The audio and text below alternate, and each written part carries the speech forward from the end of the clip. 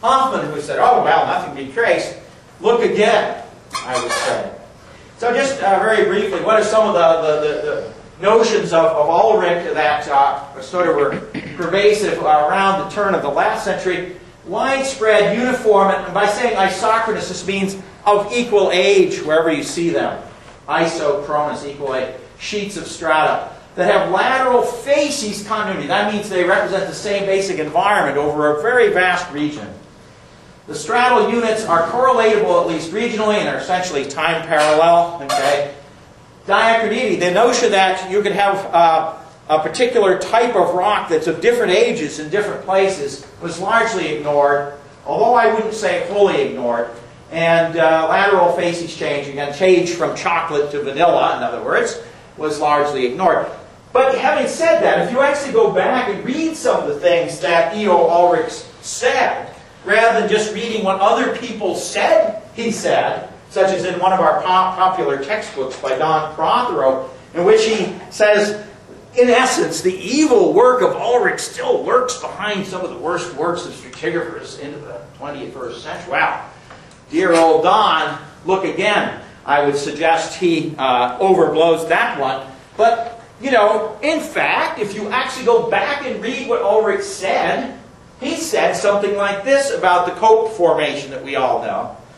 Gray shales and limestones near Cincinnati, but early drillings, they were actually doing drill coring around in the turn of the century, show that it becomes blackened like the Utica shale up by Middletown and beyond. He recognized that, in fact, it wasn't chocolate the whole way, that there could be changes within what he considered to be layers. But why were they layers then, after all? Because of the frosting. You knew that was coming. The frosting that makes the layers. Okay. Now, following on this, came a time when there was a huge reaction against this kind of layer cake view of the stratigraphic pile. And why is that? Well, because people went out, as well they should, and studied modern environments to see what was it really like where sediments were being deposited today. And many people that studied tropical sorts of species or sediments flocked to places like the Bahamas. Why not? It's a nice venue to work in. It's pretty and serene, and nice scuba or skin diving, and you know, you can learn a lot from this. I don't deny it, but I do not think that the Bahamas are a very good analog for a lot of the Lexington platform.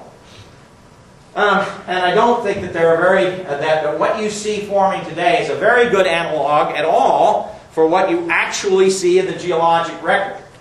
If you look, you see that today the environment is a mosaic of small patches. A patch of sand, a patch of seagrass, a patch of a bar of oolitic shoal, and so on.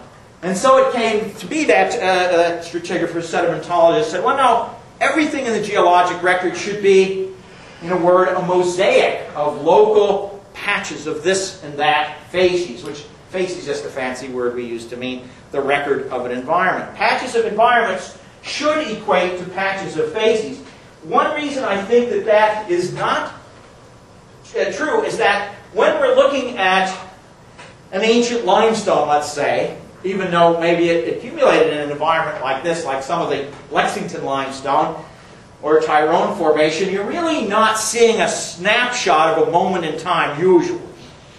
If you snapshot at a moment in time, you might be able to see all these patches. But what we actually are seeing is something quite different. The sediment accumulates over a period of time, and there's a lot of averaging out of local patches of this and that. We call that phenomenon time averaging. It's a very nice word, I think, invented by Dick Bombach, to mean that over time you're accumulating the generation, the remains, the skeletons of many different generations, that a patch of what was once seagrass can become transformed to a patch of sand, and over time there's a kind of homogenization that takes place.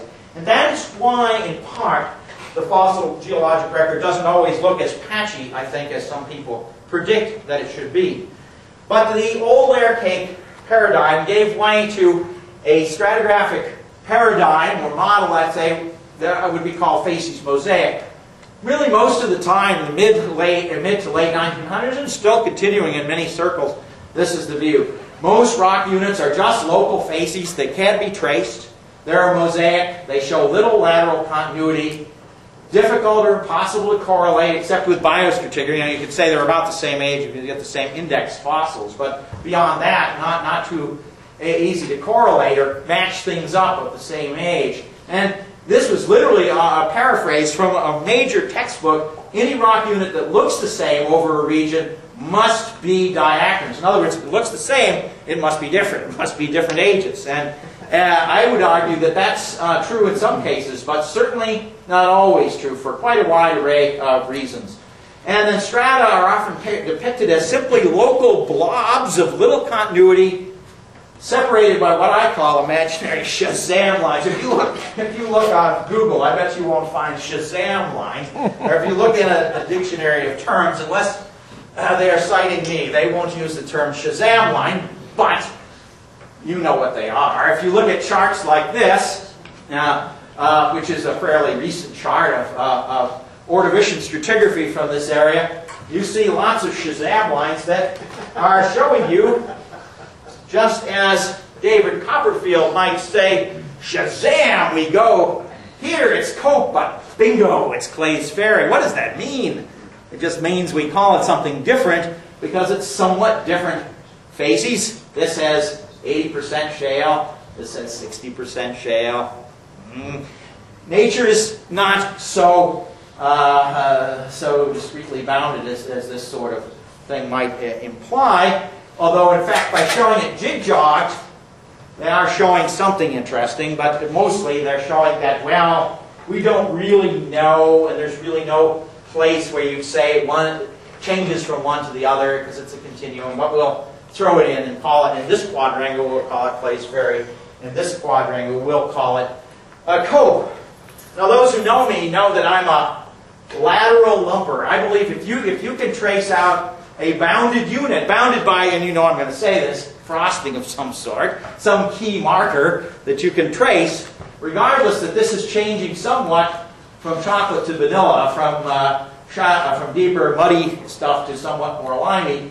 I recommend calling it the same thing. There's a lot of this that just results from state boundaries and different surveys protecting their turf, I think, but I think a lot of it's more apparent than real.